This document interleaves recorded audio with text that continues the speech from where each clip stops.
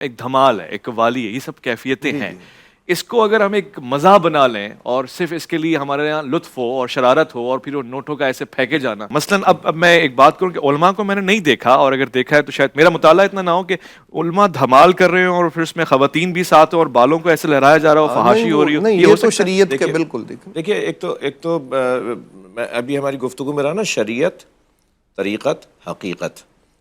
صوفیوں اور عرفاء کے ہاں ان تینوں اصطلاحوں کا استعمال ہے. شریعت ظاہر دین کو کہا جاتا ہے، طریقت اس تعلیمات، اس نظری اور اس تھیوری کو پریکٹیکل کرنے کو کہا جاتا ہے طریقت.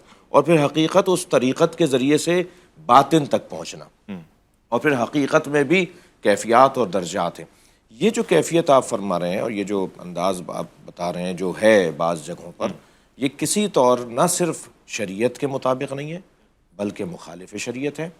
میں آپ سے علماء کی کیا بات کر رہے ہیں، میں آپ سے وہاں جو شخصیات آئی ہوئی ہوتی ہیں یا جو دیکھ رہی ہوتی ہیں وہ کریں گے ایسا؟ اپنے بچوں کو بھیجیں گے اس کام کے لیے، اپنے گھر کی عورتوں کو بھیجیں گے کام کرنے کے لیے، اپنے پڑھے لکھی فیملیاں ایسا کریں گی جو کمروں میں بیٹھ کے اس بات کا دفاع کر رہے ہوتے ہیں، جو اپنے فورموں میں بیٹھ کے اس کا دفاع کر رہے ہوتے ہیں، وہ خود کریں گے یہ کام؟ نہیں. اگر اچھا کام ہے تو آپ بھی آ جائیے نا، آپ بھی اپنے بھی بچوں کو بھیج دیا کریں، آپ بھی اپنے مریدوں کو بھیج دیا کریں.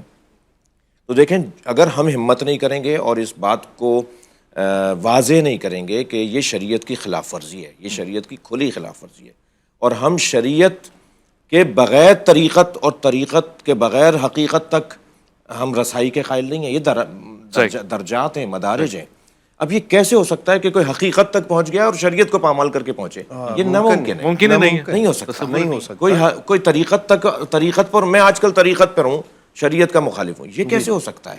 یعنی آپ کو میٹرک کی کلاس میں پہلی کلاس کی ضرورت رہے گی یا نہیں رہے گی؟ ہمیشہ رہے گی. ایسے جیسے جیسے آپ کے درجے بڑھتے جائیں گے پہلی کلاسوں کی ضرورت اور شدید ہوتی چلی جائے گی.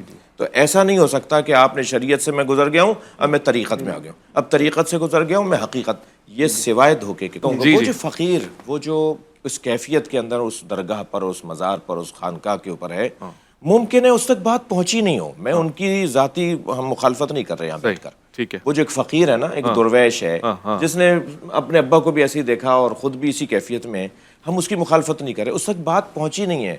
ذمہ دار اس خانقاہ کا، اس درگاہ کا، اس مزار کا متولی ہے یا وہ پیر ہے یا وہ وہاں کی شخصیت ہے کہ ان کو متوجہ کرے.